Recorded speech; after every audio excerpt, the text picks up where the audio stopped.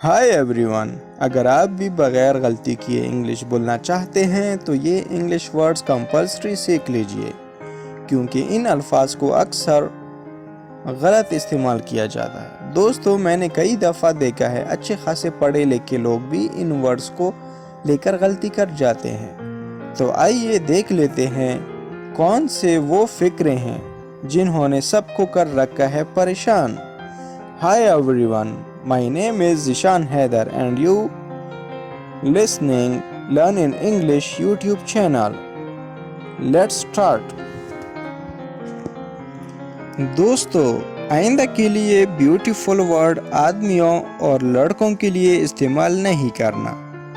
Beautiful का मतलब है खूबसूरत और उसको हम इस्तेमाल करेंगे औरतों के लिए और लड़कियों के लिए और चीज़ों के लिए। आप कभी भी आइंदा के लिए मर्दों के लिए नहीं कहना। आप मैन के लिए वर्ड इस्तेमाल करेंगे हैंडसम। हैंडसम का मतलब है खूबसूरत। Handsome, handsome. अभी चलते हैं। दोस्तों, मुझे लगता है देन और देन सबसे ज़्यादा गलत इस्तेमाल किया जाता है। इसको हम इस्तेमाल करेंगे कंपेयर करने के लिए, दो चीज़ों का मुआवजा करने के लिए। एक चीज़ दूसरे से किस तरह मुख्तलिफ है, तो उसके लिए हम उर्दू में वर्ड इस्तेमाल करते हैं से। एग्ज़ाम्पल मैं समझा देता हूँ। His computer is faster than mine. उसका कंप्यूटर मेरे कंप्यूटर से तेज़ है। देन कैसे इस्तेमाल होगा? इसका उर्दू में मतलब है फिर या तब।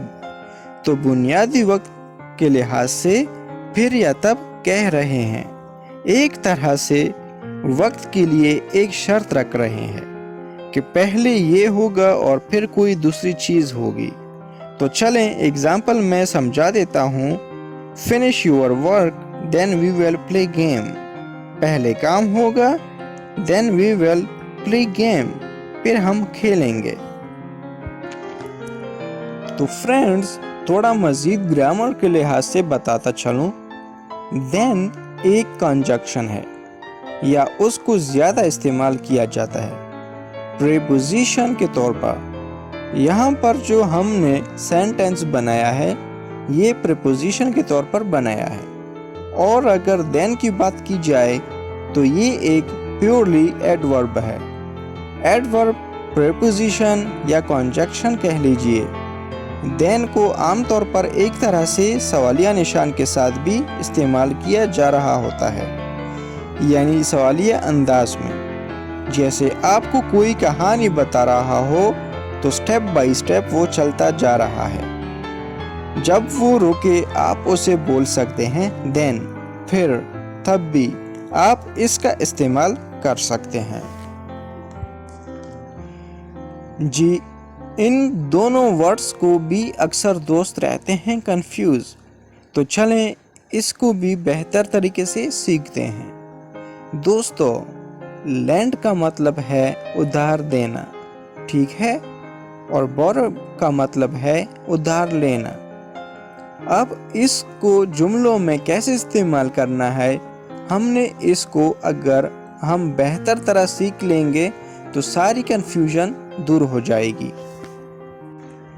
तो चलो एग्जाम्पल में समझ लेते हैं।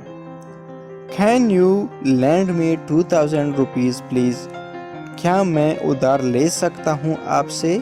अब से दूसरा भी उधार लेने का कह रहा है। वो कैसे कहेगा? Can I borrow 2000 rupees for a month please. क्या मैं उधार ले सकता हूँ? तो उसने इस्तेमाल किया लैंड, कैन यू लैंड, और ये दूसरा कह रहा है कैन आई बोरो। क्या मैं आपसे उधार ले सकता हूँ? Can I borrow 2000 rupees for a month please. क्या मैं आपसे 2000 रुपये एक महीने के लिए ले सकता हूँ?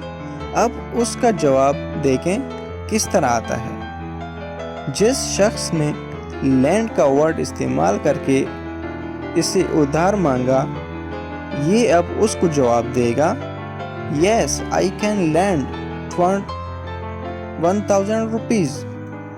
अब जिसने बोरो का वर्ड इस्तेमाल करके उससे उधार मांगा, उसको देखते हैं ये कैसे रिप्लाई करेगा।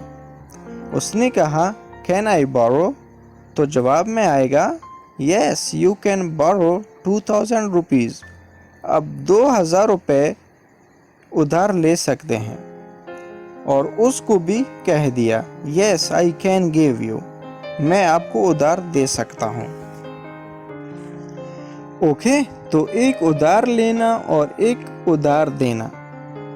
दोस्तों, एक और दो वर्ड्स भी बहुत कंफ्यूजन वाले हैं, इसको ज़रा गौर से समझते हैं। Remind, remember. रिमाइंड का मतलब है याद दिलाना। कोई चीज़ है, निशानी है जो आपको किसी की याद दिलाती है। इसी तरह सेल फोन पर हम रिमाइंड सेट कर देते हैं जो आपको किसी चीज़ की याद दिलाता है। मसलन आप किसी शख्स को कह सकते हैं मुझे याद दिलाना।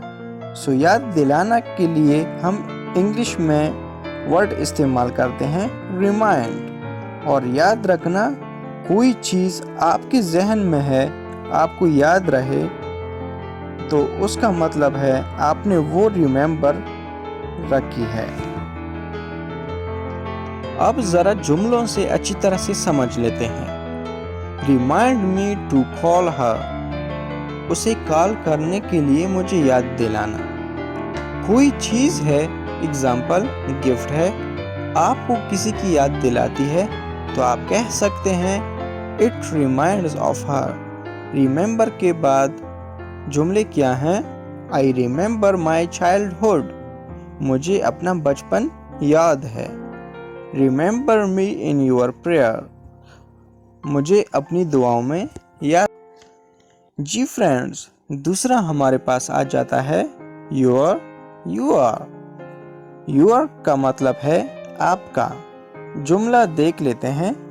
I am your college student, मैं आपका कॉलेज का शागिर्द हूँ।